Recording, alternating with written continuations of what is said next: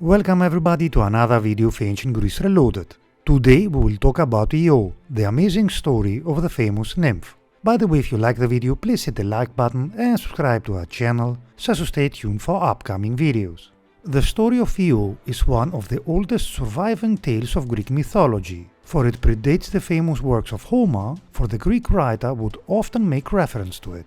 In essence, the story of Io deals once again with the love life of Zeus, for Io was one of the lovers of the supreme god, but the story of Io in Greek mythology is also a founding myth, dealing with events in Egypt and Greece. Io was a naiad, a freshwater nymph in Greek mythology, and Io was normally named as a daughter of the Potamoi Inachus and Argia or Melia and Oceanid. Inachus was a powerful water god, named by some as the first king of Argos, and so Io was also given the title of Princess of Argos by those same people. The daughter of Inachus was extremely beautiful, and it was therefore not surprising when the naiad Io came to the attention of Zeus. Zeus would then seek to seduce Io. At this time, Zeus was married to Hera, and Hera was well aware of her husband's infidelity, and so Zeus went to great lengths to hide his indiscretions. In the case of Io, Zeus covered the land of Argos in heavy cloud cover, hiding events in the land of Inachus from the eyes upon Mount Olympus. Feeling safe, Zeus successfully seduced Io, but Zeus' feelings of safety were misguided, for the unusual cloud cover over Argos simply made Hera more curious, and so Hera also descended to Argos. When Zeus became aware of his wife's approaching, he acted quickly, and to avoid Hera catching him with Io, Zeus transformed the naiad into a heifer. The transformation of Io might have stopped Hera being immediately angry, but the goddess herself was not fooled by Zeus' metamorphosis of his lover. So, Hera asked Zeus to give her the beautiful heifer as a present. Zeus had no valid reason for refusing his wife's request, and Io, as a heifer, now came into the possession of her lover's wife. To prevent Zeus from returning to Io and transforming the naiad back into female form, Hera would employ Argus Panoptes. Argus Panoptes was the 100-eyed giant in Greek mythology, and it was said that this giant was always watchful, for only 2 eyes ever slept at one time. Thus, when Zeus returned to Mount Olympus, Io was left tethered to a tree in Hera's sacred olive grove in Argos. Zeus had not forgotten or abandoned Io though, and when Hera's attention was focused elsewhere, Zeus dispatched his favored immortal son to Argos. This favored son was Hermes, the messenger god, but also the thief god, and Zeus charged Hermes with stealing away Io from Argus Panoptes. Now, Hermes was an extremely skillful thief, but even Hermes could not steal away, unnoticed, Io from the ever-watchful Argus Panoptes. Thus, Hermes was left with little choice but to kill the giant. Hermes would lull all the eyes of Argus Panoptes to sleep with beautiful music, before killing the giant either with a stone or by decapitating him. Io was now free, but Hermes had not the power to transform the naiad back into female form. Hermes had also not been able to undertake his quest unnoticed, and Hera was soon aware that her watchman was dead. Hera would honor Argus Panoptes by placing his eyes upon the feathers of the peacock, and then the goddess planned her torment of Io. The punishment of Io would be simple, for Hera sent forth a gadfly to sting the hide of the heifer, causing Io repeated pain. Thus, Io would start to wander the ancient world, pursued by the gadfly.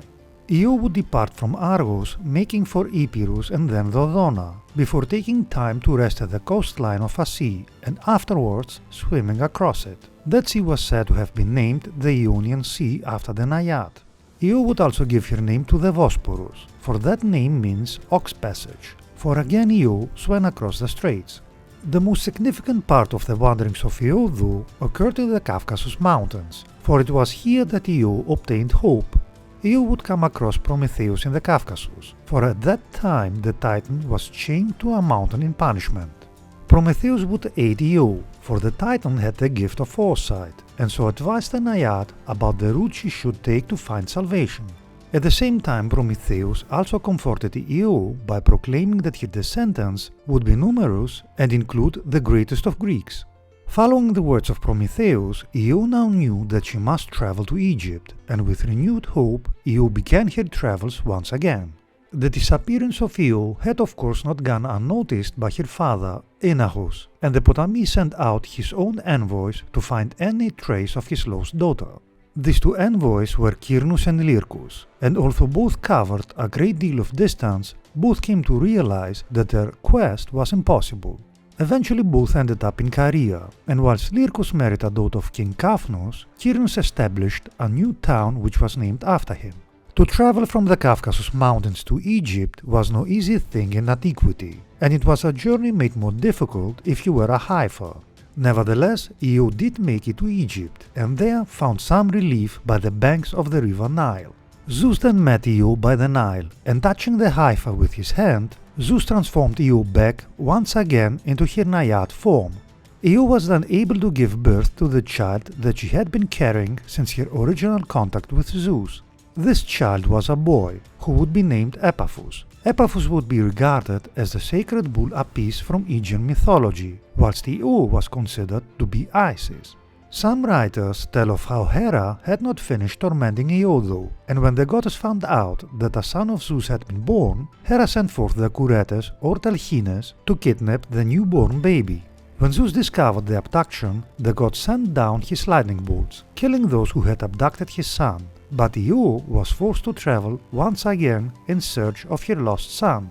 This time the wanderings of Io were shorter, for she had only to travel as far as Byblos, and there she found Epaphus safe in the royal court of King Malkander. Less often spoken of was Curetes, a daughter born to Io by Zeus. Some tell of Curetes being born in Egypt like Epaphus, but others tell of Curetes' birth during the wanderings of Io. If born during the travels of Io, the place of Curetes' birth was said to be the place where Byzantium would stand, for Curetes, by Poseidon, was mother to Byzas, the founder of Byzantium. In Egypt, Io would marry Telegonus, an Egyptian king, and subsequently Epaphus succeeded his stepfather and built a new city in the form of Memphis. And for generations, the kings of Egypt were the descendants of Io. Epaphus, and thus Io, was also said to be the ancestor of all Ethiopians and all Libyans. Io was considered to be the same goddess as Isis in Egypt, and thus Io also had a goddess partner, this partner being Osiris, in our story Telegonus. By Osiris, Io would become mother to Harpocrates, Horus the child. Harpocrates was the Greek god of silence and secrets. The prophecy of Prometheus would also come true, for in later generations the descendants of Io would return to Greece, and Cadmus would found the city-state of Thebes, and Danaus founded Argos. Thus Io, alongside Atlas and Deucalion, was considered one of the three main ancestors of the Greek people. Overall, and as already stated, Io would be the ancestor of many kings and heroes, such as Perseus, Cadmus, Heracles, Minos, Lynceus, Cepheus, and Danaus. Let us finish with the following saying: running away comes with many hardships. Euripides. That being said, remember guys to hit the like button and to subscribe to our channel, it would help us a lot. Thanks for watching and stay tuned for upcoming videos.